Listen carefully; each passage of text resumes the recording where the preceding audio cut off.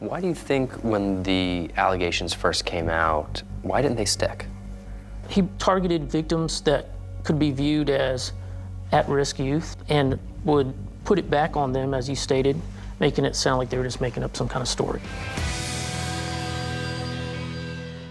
Season 2 of In Pursuit with John Walsh on Investigation Discovery helps viewers track down some of the nation's worst criminals. And joining me right now is co-host Callahan Walsh. Hello, Callahan. Hello, Jeff. How are you? I'm doing good. Thank you for talking to me today. Let's talk about Season 2 of In Pursuit.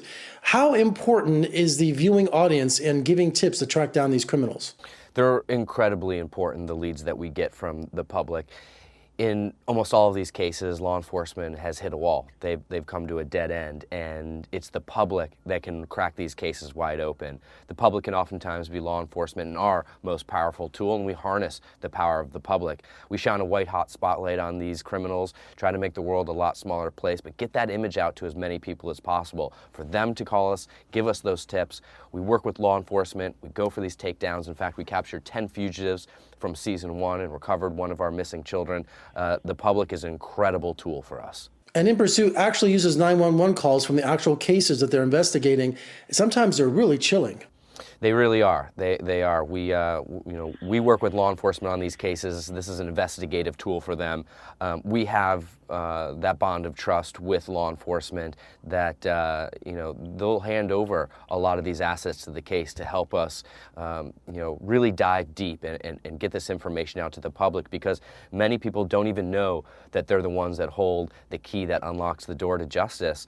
And whatever we can use to spark that little bit of recognition, so someone says, oh, I think I actually might know something about this case. Let me call in, let me give them the tip, and believe it or not, those tips lead to more captures than you could imagine. And so it really is so important for them, for law enforcement to work with us, and we're happy and honored to work right alongside of them, hand in hand, in taking down these bad guys. Now, most criminals plan to escape, but some of your criminals, they return to the scene of the crime. Yeah, the Butch Knight, Harold Butch Knight case was the first case I did in Season 1, a guy that I want to go after badly, because not only did he taunt law enforcement, but he taunted the family as well. A bad guy that I really want to see behind bars, a real sick individual. Really looking forward to the public helping us capture Butch Knight. With so many criminal cases to choose from, what's the criteria for the show in showcasing certain cases? You know what, that's the toughest part, is turning down cases. We have to turn down cases all the time. But we do go after the guys that, one, we think are catchable. We want to go after the worst of the worst, too. You know, guys who have committed really heinous crimes, and we go after some women as well, too. But you know, there are only certain cases that we can go after. You know, because these are unadjudicated cases, these are ongoing investigations, and so getting the blessing of law enforcement, both from a local and federal standpoint, blessings of the family. Of course, we don't want to re-exploit these families and drag them through the mud. If they don't want us to do their cases, we won't do them.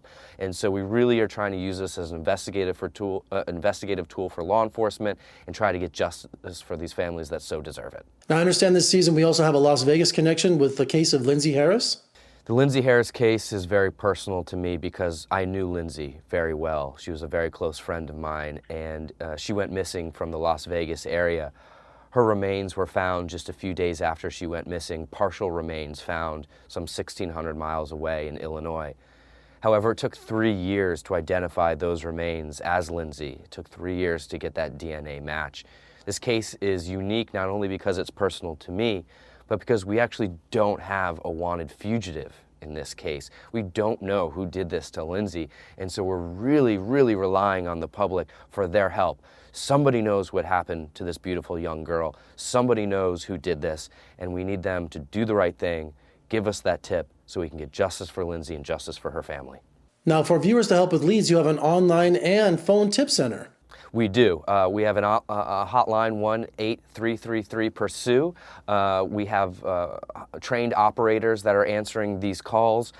We have that bond of trust with the public. When you call us, you're not talking to law enforcement. You don't have to talk to a cop. Just give us that tip. We don't care what your name is, if you're illegal, legal, it doesn't matter.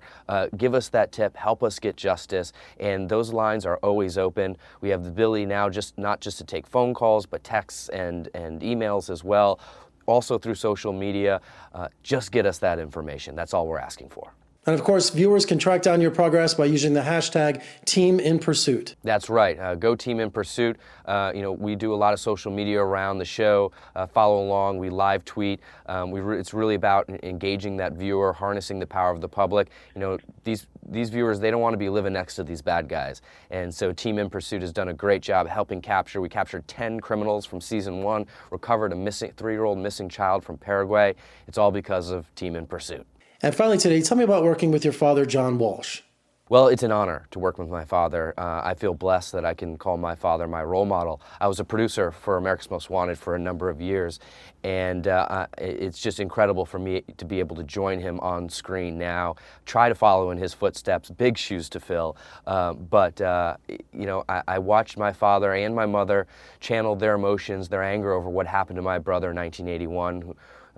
He was kidnapped and murdered in South Florida, and I watched them channel their emotions and their anger and try to fight back. They never gave up. They co-founded the National Center for Missing and Exploited Children, an organization that's gone on to help recover over 300,000 missing children. And then I watched my father go after the bad guys every week on America's Most Wanted, and now I'm joining him on In Pursuit. It's an incredible experience for me, and I'm honored to do it. Well, Callahan, congratulations on season 2 of In Pursuit. Tell your father I said hi. You both are doing great work, and congratulations and good luck with the show. Thank you very much. Thanks for having me.